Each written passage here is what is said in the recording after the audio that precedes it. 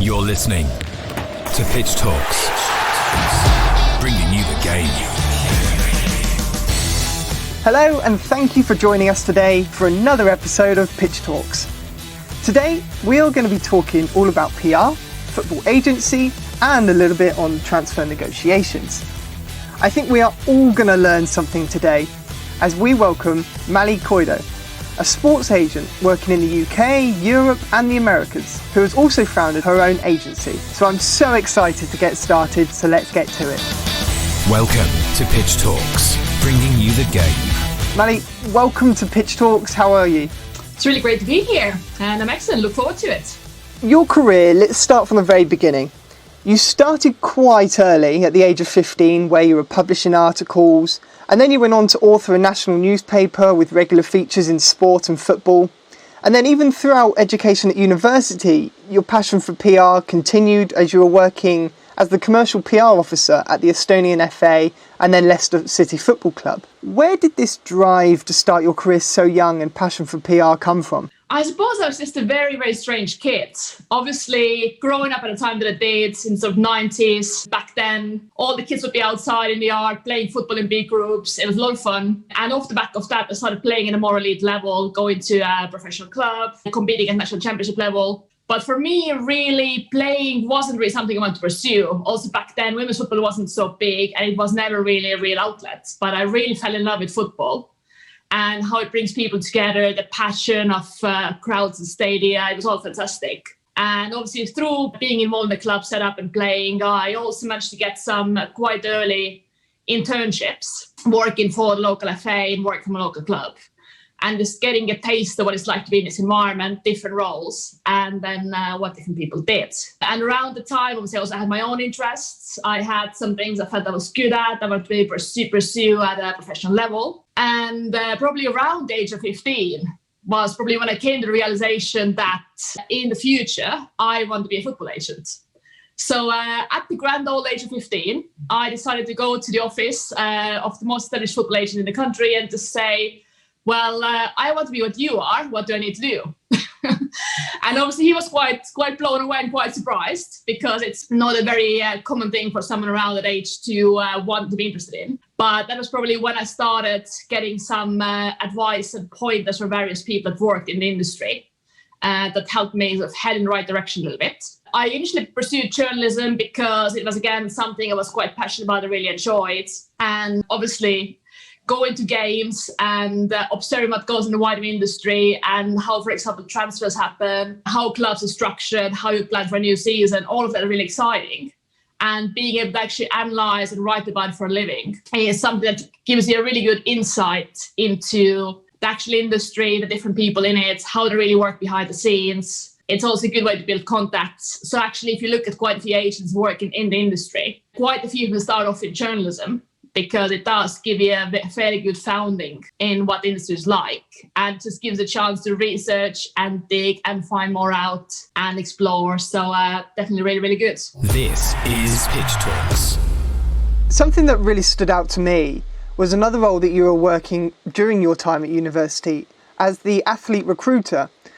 Could you explain to us a little bit more about what that role entailed and why you took this opportunity on? Well, from quite a young age, I had built some connections in the sports industry. And obviously I went to Loughborough University, which is quite an attractive outlet for athletes in any sport. Obviously you have disciplines like athletics, swimming, but really in any sport, coming to Loughborough can be a really nice step forward. I started recommending the university to certain athletes abroad as a viable outlet, because obviously quite a few of them always look at the US as the logical option. Whereas actually coming to a Loughborough squad, you might be training and competing alongside of Olympic champions and world record holders in your particular discipline. So that's how it came about. And I started building links with coaches in different areas here, asking what they would think of athlete X, Y, and Z.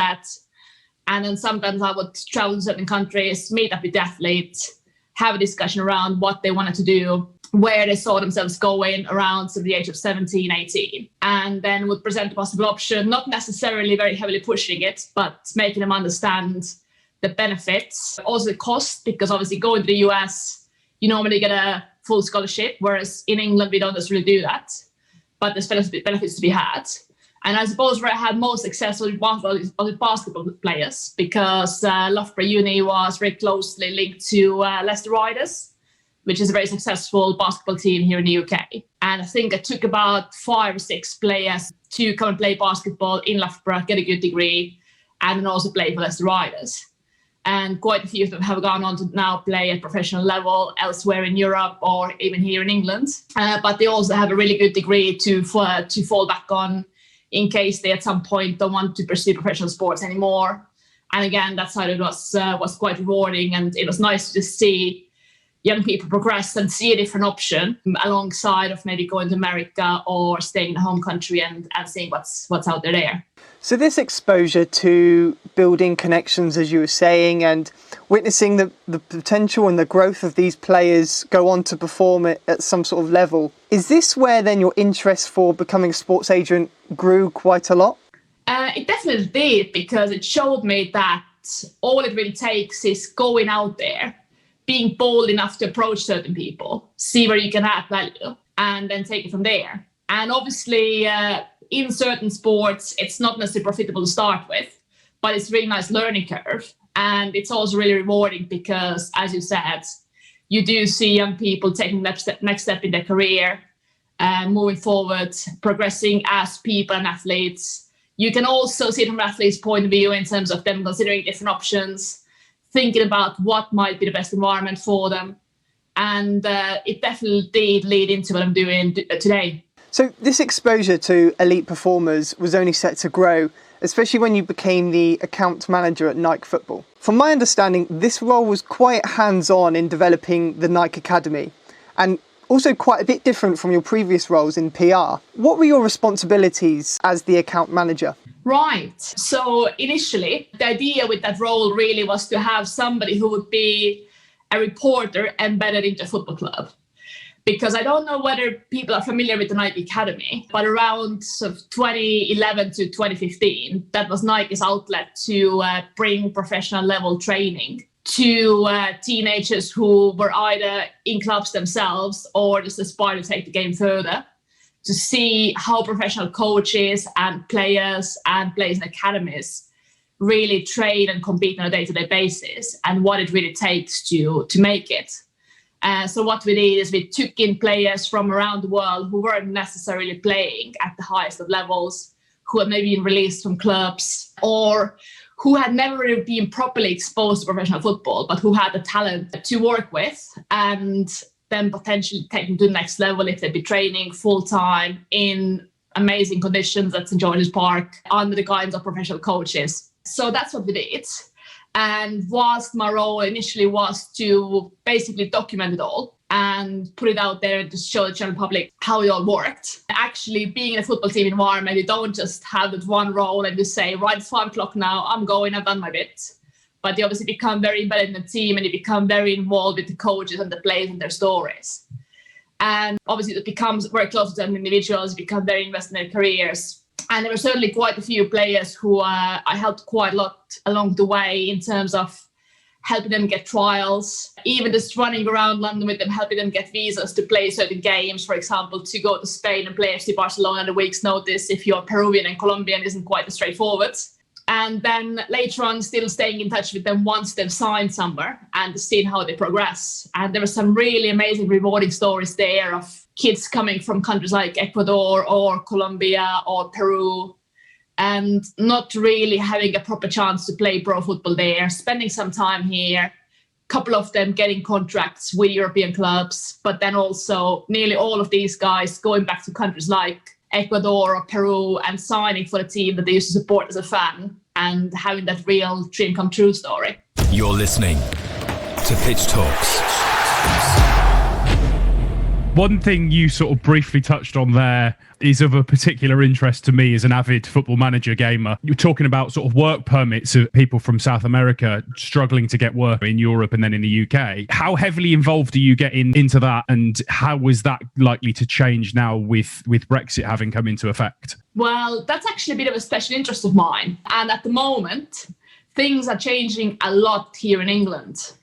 So obviously previously, if you'd be talking to a player from Colombia or Brazil, Argentina, one of the first questions would be, have you got a European passport? Because if they had some European heritage and somehow they had a Spanish or Italian passport, which tends to be quite common in countries like Argentina or Uruguay, then they had a much easier time because, first of all, they were able to even go and play in countries like Holland, Belgium, Denmark, lower levels in Germany, lower levels in Italy. So even if they weren't absolutely outstanding, they still had the chance of coming into Europe, being exposed to European football, and then moving forward. Whereas if they didn't have the European passport, they had to be an absolute world-class talent in order to even be looked at by somebody in England, especially because the rules previously were very, very strict and exceptions were really hard to get. Actually, looking back at the Nike Academy days, we had a player called Tom Rogic, who is now playing for Celtic and the Australian national team, who again came through our setup. When he was with us, then there was quite a lot of interest from English clubs to sign him because they saw what they could do with him. And none of them could, because even when we went through the exceptions panel, what happened was it was very hard to prove the level of talent that he really had because he didn't have the same sort of professional background or academy upbringing or professional games as many players that he was up against would have. And generally it was near impossible during these days. We're talking probably around 7-8 years ago to bring players through. And, even last year it was still really, really hard. So at the moment in England now, it's a little bit easier for players from, for example, Colombia, Brazil, Ecuador, to come through because it also counts whether you played for your club's first team, whether you've played any under 20 or under 17 national team games. It also counts if you played in the continental competition, so Copa Libertadores, Copa Sudamericana, all of these things add up. And it makes it a little bit fairer because it just doesn't come down to whether you have European heritage, but it actually comes down to what you've achieved in your country. And off the basis of that, then clubs have a bit of a wider choice of the kinds of players they can sign. So some really, really good young players now qualify, whereas previously they could be the top scorer for the under-20 national team and they would still have a very, very hard time coming to play in English football. And obviously across Spain and across Italy and Germany, they have their own rules. And to a degree, some of them are a bit more flexible, some of them are a little bit less flexible. But previously with players like these, you would have to look at pathways through countries like Holland, Belgium, Portugal, potentially Denmark, because these were the kinds of countries that had the flexibility to allow young, talented Latin American players get started and then obviously build up their game through these countries and then go to bigger clubs. Obviously, if you look at an example like Luis Suarez, it's probably a classic case of starting off in Holland and then moving on to very big things. This is Pitch Talks. We've discussed in detail where your career started and the experiences you've had along the way. Now I'd really like to come on to what you're doing today and your role. As we mentioned at the very start, you're now the Managing Director of Sporting 11, an athlete-focused agency with a continental-wide network for South American football stars and finding them opportunities, in some of the European leagues. Firstly, what gave you the idea of setting up Sporting 11? Did you always have the idea of starting up your own company in sports agency? It was always the plan, absolutely. And I suppose also for many agents when they start out, they're almost forced to set up their own agency because football agency is probably one of these careers where you don't have the pathway of doing entry-level roles and internships and having a clear ladder of if I have qualifications X, Y, Z, and if I've done certain FA courses, then I can be a football agent and someone's going to employ me. Getting salaried positions in the football agency world is still really, really, really hard. So that's probably a word of advice for anyone looking to get into it, is that at the beginning it might involve a lot of free work if somebody's willing to take you on, for which there is a very small chance. But for me personally, I set up the company because I had a fairly clear vision of what exactly I wanted to do and what kind of field I wanted to work in. Around that time, I had built some very close bridges and connections with Latin America. having lived in countries like Brazil and having spent time in Colombia as well, and just generally traveled around the part of the world a lot and seen the level of talent, but also built the right kinds of connections to actually bring players across to Europe from these countries. So I just wanted to have a very clear strategy and philosophy behind the company, because I remember back then I was quite good friends with somebody who was a chief scout for a club. And something he told me was, well, a lot of agents don't have a strategy. They just take players from anywhere, from left and right, different countries, different markets, and just try and offer them all around and then hope that something goes through. Whereas for me, what actually makes more sense is having more of a clear, unique selling point, having an expertise in something, and then offering that expertise, and knowing that if you go to clubs with either players in a certain geographical area or a particular age group or whatever it might be, then you know what you're talking about, you come across as credible. So for me, setting up the company was always something I wanted to do. And also during my time as an agent, I've also been a part of a larger agency, but then gone back to running my own business fully independently again, because as I said before, just having that clear direction and playing to your own strengths is quite important to me personally. Just sort of touching on that, some of the clientele that you've worked with from Premier League, La Liga, Bundesliga, how did you begin to associate yourselves with the clubs and with the players and those organisations? To be honest, it's been a real long-term process. Literally going back to when I was about 15 years old. Because obviously being in all these different environments, working for the FA, working for Leicester City, obviously working for Nike, you come across quite a few different people. And also during my time at Nike, I had the privilege of working with different professional football clubs like Arsenal or Barcelona or even the England national team, and different players as well, and just meeting different people that might be useful moving forward. At the time, I wasn't necessarily thinking, what can I get out of this meeting? Can I maybe do something with this person 2 or 3 years down the line? But obviously, organically, you just come across these people. What was quite funny for me during the time, I think everyone else found quite funny as well, is when a player comes in with their agent, normally everyone's eyes are on the player, and I was almost more interested in the agent. Go like, so what do you do? How do you get into this? Can we stay in contact? I think some people found that part quite amusing, not necessarily knowing what I had in mind in the longer term. But networks don't really get built overnight. It takes a really, really long time. And people who have been in the industry quite a long time always have an advantage, especially now that clubs, scouting departments and recruitment departments are getting a bit smaller due to COVID and increasingly going online. You see quite a few of these people go into the agent side of things. Many of them bring a really incredible network with them. Also, just in terms of knowing other agents, knowing who to call for what, but also knowing a lot of people in clubs, understanding very well what they're looking for, how they recruit, what are their strengths, where might they need some help. It's all part of the process. And I suppose for me as well, first couple of years of running the agency, I had a lot of contacts here in the UK and Latin America. But these two parts of the world were actually quite hard to connect during the time, again, due to the work permit requirements. So quite quickly, I realized I also need to have more connections in countries like Spain or Portugal, but also obviously Germany, Netherlands, etc., etc. I actually went out to Madrid, Spain, for about 6 months, just to be on the ground there and build a network in Spanish football as well. Because if you're going to then take on players from other parts of the world, first of all, you need to offer them quite a wide range of options. And if you're going to be bringing players into Spain, you need to really understand the environments that they're going to. And of course, you would know what Real Madrid might be like, what Barcelona might be like. But are you going to know what it's like at Getafe or Real Valladolid? No, not really. So actually spending time on the ground in Madrid, meeting agents there, going to games, getting to know the players, getting to know different styles of play in person was really, really handy. Again, one thing is seeing things on TV.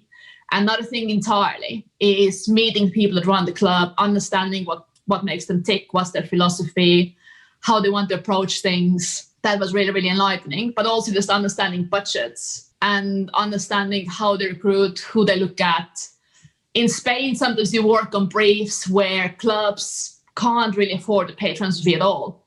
So they might give you a brief where they say it's going to be €500,000 all in.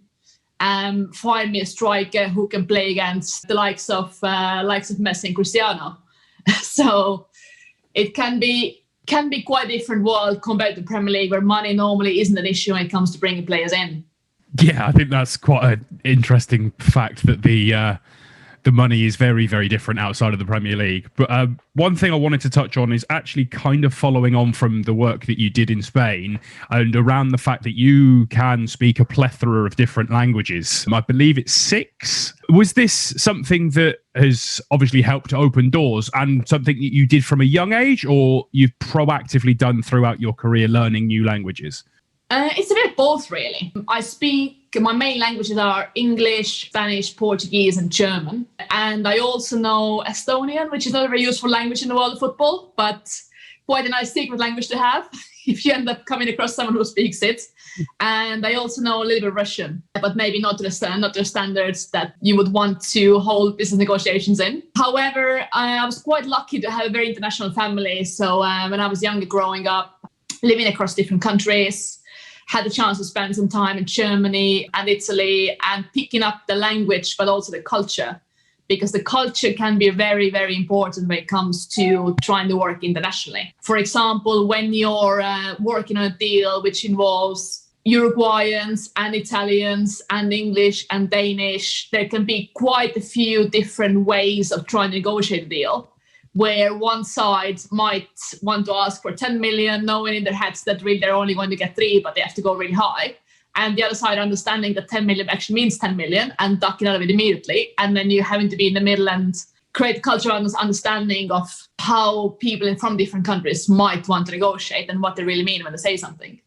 But coming back to languages, and again, going back to Nike Academy days, we have quite a few players coming in from, for example, Brazil, knowing no English whatsoever. And then I was sort of the bridge between them and coaching staff and the Nike staff to help them to fit in and understand the instructions. And also then if there was some kind of issue, if there was some kind of a longer conversation they would want to have with the team members, I would be there translating and helping them find the feet a little bit. You're listening to Pitch Talks, bringing you the game.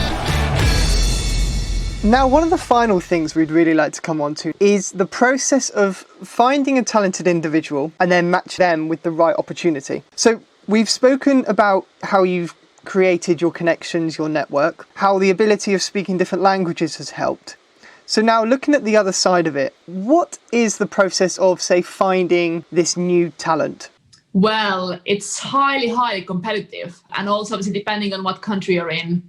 In England especially, it's very competitive because even if you are around the age of 15, 16, which is the time when agents can start signing players, so you can basically offer player representation on the 1st of January of the year of their 16th birthday. Around that time, even if you're playing at a fairly average level in a small academy, you're still going to have probably 5 or 6 agents trying to sign you, and you get contacted online on a regular basis by individuals you've never met, trying to tell you that they can do X, Y, and Z for you and you should sign with them. So that's creeping in at every level now. For me, I kind of start looking at players probably around the age of 15 when they're playing with the under-16s national team and 15s national team, trying to get an understanding of who the different players are, how good they are, doing a bit of research around them. I don't necessarily bring in big numbers in terms of representing a lot of clients. I try to focus on a small number of clients who I really like and who I feel they can go far. And it's not just the playing side that you're looking at, it's also the personality. Because some people can be hugely talented, but they don't necessarily have the commitment and the work ethic to take things as far as they could. I suppose I can probably give you a concrete example of someone who I really liked and then end up signing. So I saw the player around the age of, I think it was 14, turning 15. And he was playing at a tournament in Austria. And I happened to be there. I was looking at probably 10 different teams were there. I was looking at them all, taking notes. And I really, really liked this player. He had everything. He was technically very good. He had the work ethic. He had a very good vision. He was always involved in everything. Physically quite strong, athletic.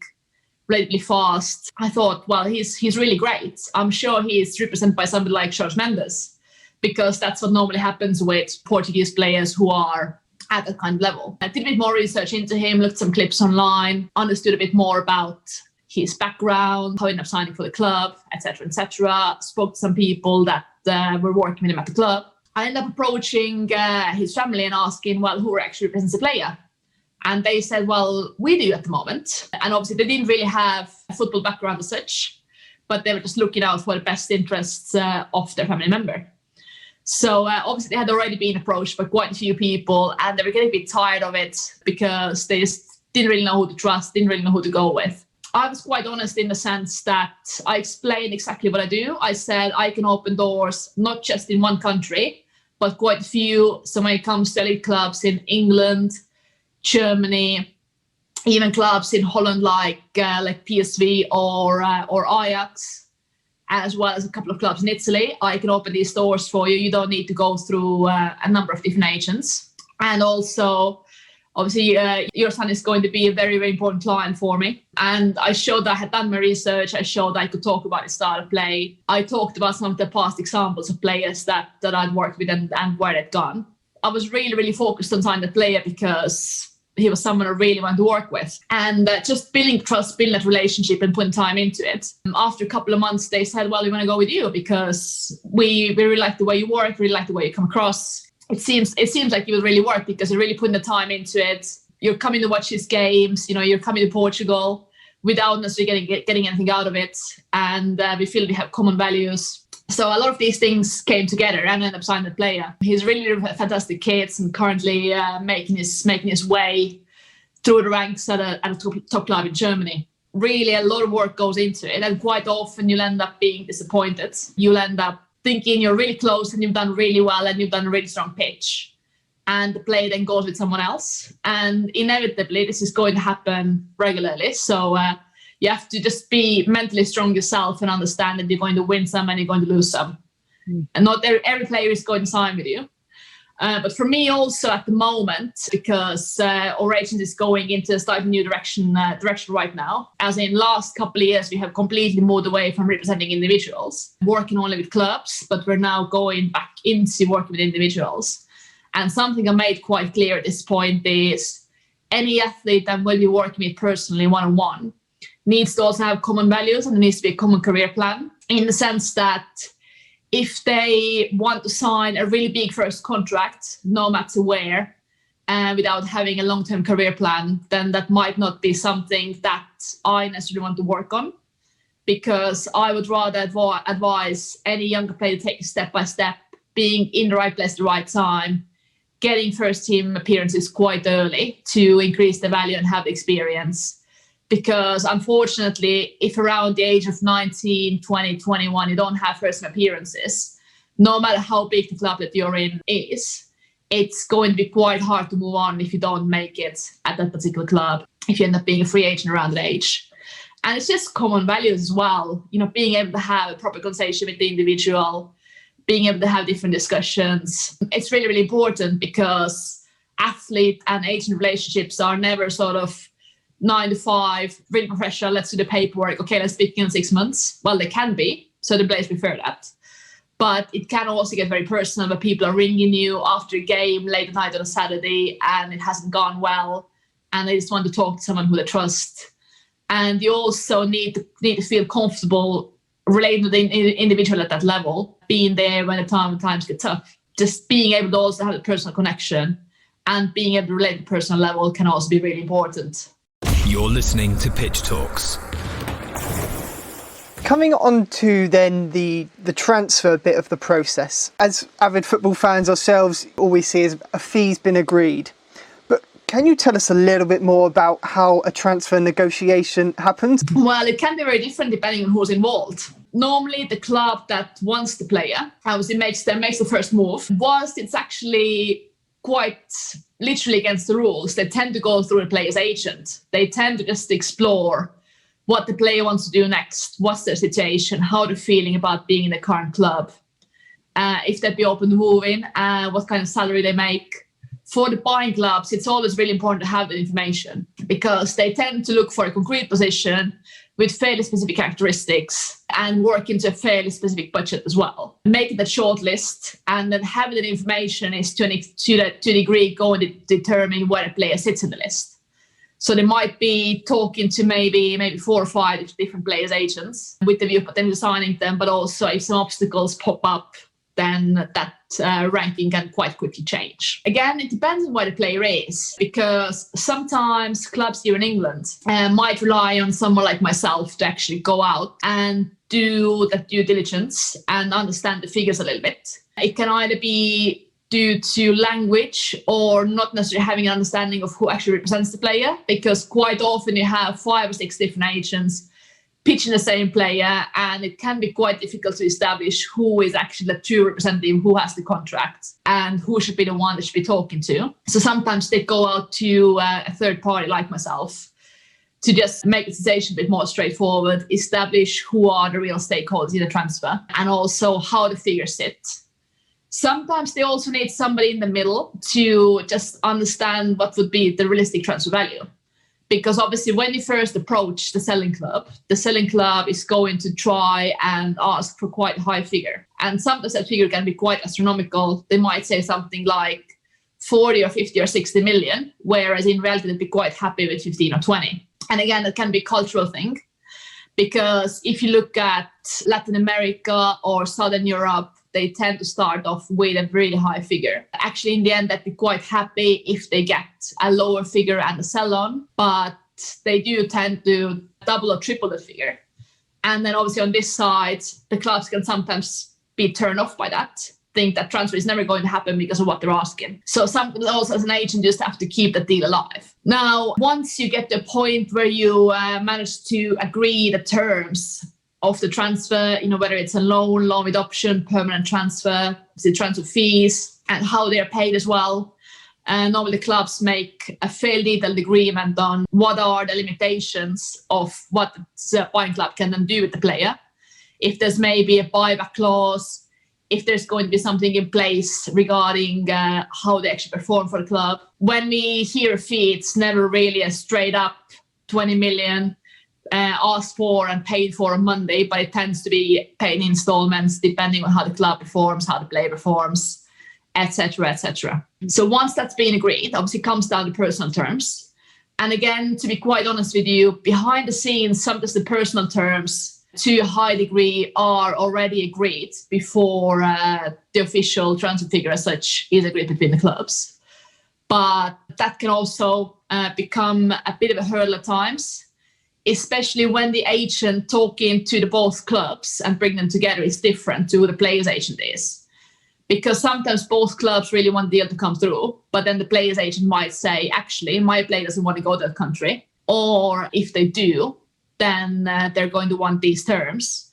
And again, contract structures in different countries can be quite different. If you look at, for example, even things like talking about net and gross, and understanding what the actual salary figure would be before or after tax, how much the tax is, what are all the various different benefits. In some countries, it can be quite common for clubs also to pay for some things like cars and accommodation and relocation.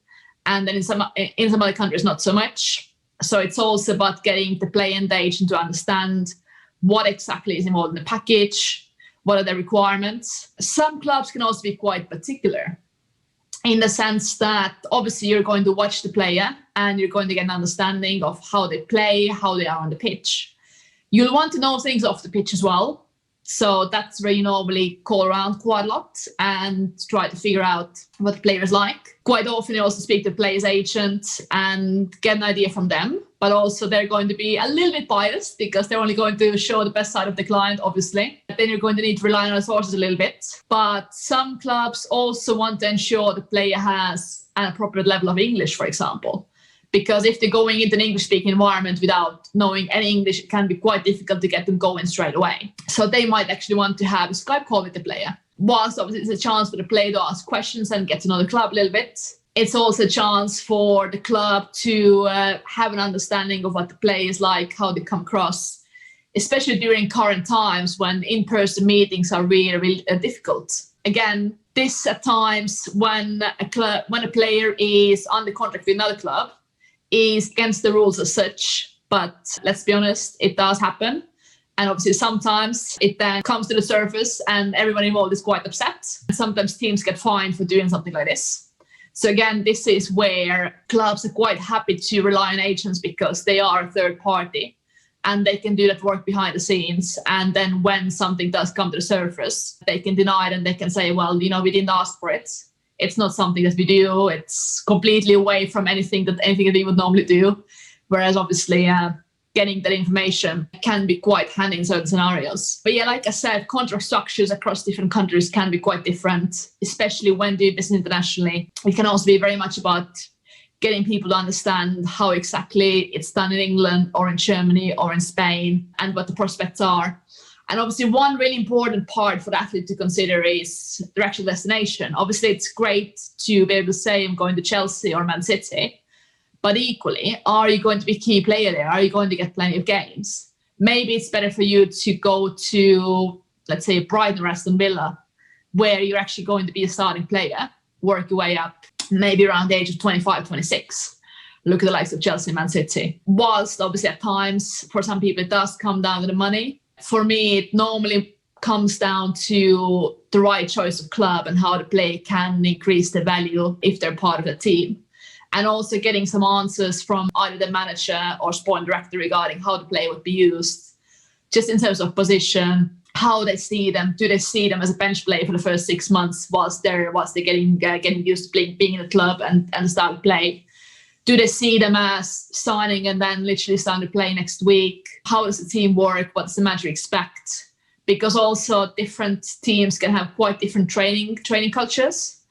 And just the number of hours, the number of conditions, and the level of sport science. Sometimes you also want to understand how much work the club puts into the players behind the scenes. If you look at someone like Leicester City during the year they won the Premier League, the level of sport science, nutrition, and monitoring behind the scenes was just a different level. Whereas if you would look at some other teams, they would actually give the players much less support. And if a player wants to really grow as an athlete and an individual, they would also have their own individual resources, whether it's even sort of individual physios or personal trainers, nutritionists, just to gain that competitive advantage to be a little bit better than everyone else in the same league. So yeah, quite a lot goes into it.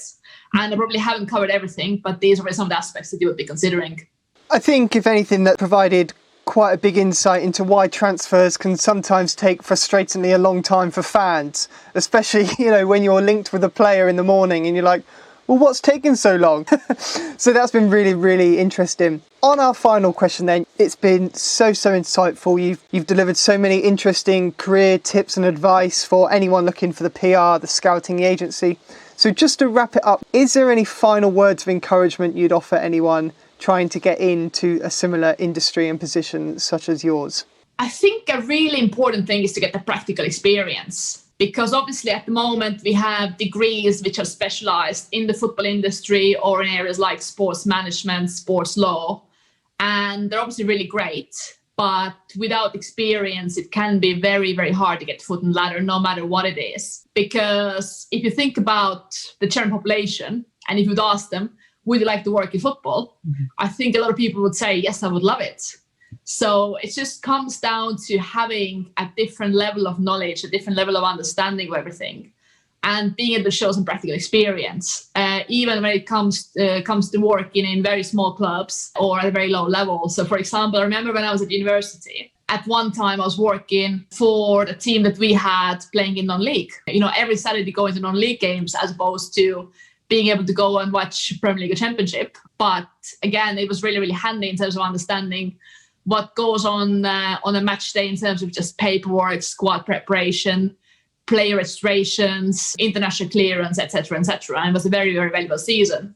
Or also, again, when I was back at uni, I did an internship with Mansfield Town FC, which is obviously not your Man United or Man City, but actually working for these small organizations gives you a lot more responsibility, because I was there for about, I think, 6 weeks as an intern in the media department. And I had direct contact with the owners and the chairman, the commercial leadership, chief executive, the manager, all the players, and playing a real role in things like preparing content for the website, filming the videos, writing for the matchday program. So if you're involved in a small setup like that, then that's where you get the real hands-on experience. Whereas if you go somewhere really big straight away, it can be great, but also you might end up being the person making the coffees. So I'd really recommend just seeing where you can add some value. And even if you live somewhere small, if you don't live in a big city, maybe just approach a local non-league club, see if there's anything you can do. Whether your passion is match analysis, maybe filming the games, maybe even just making the website better, working on things like the commercial sides, the matchday program. If you have some coaching qualifications, maybe you can even take on some age groups. You shouldn't really turn something down because it seems small, insignificant, because you have to start somewhere.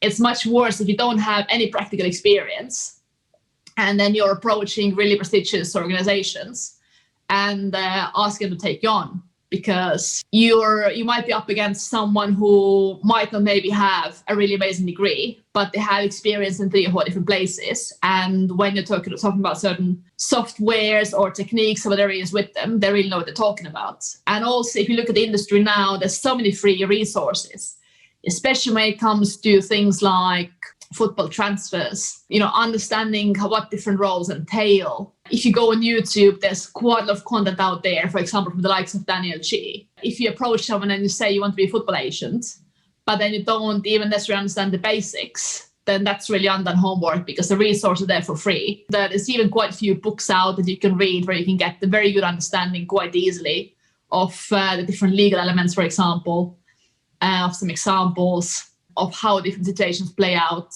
All the regulations from FIFA and federations, they're all online, available to all. I remember I had my first read of the FIFA regulation on player transfers probably around the age of 16, 17. I printed out, underlined everything, tried to understand everything. I think if you're really serious about going down an avenue like football agency, you need to be doing at least that. You need to have that real passion and commitment for it in order to be successful, because so many people want the same thing. I think we have covered so much in this episode. So much of the behind the scenes, from scouting, the role of an agent, and the transfers that go on as well, which a lot of football fans do not see, as we mentioned. So thank you so much for joining us and sharing your stories and providing some awesome insight. It's been a pleasure. Thank you so much for having me. If you've enjoyed today's episode, make sure you leave us your feedback or give us a follow on our social channels. Thank you for listening to Pitch Talks, the sports career podcast focused on helping you get into sport. Thank you for listening to another episode of Bringing You the Game by Pitch Talks. For more information on our latest episodes, careers advice, or to even get involved as a guest, get in touch with the team at mitch@pitch-talks.com or send us a message on any of our social platforms. Thanks for tuning in. Bringing you the game. Pitch Talks. All Pitch Talk content is copyright protected. Pitch Talks.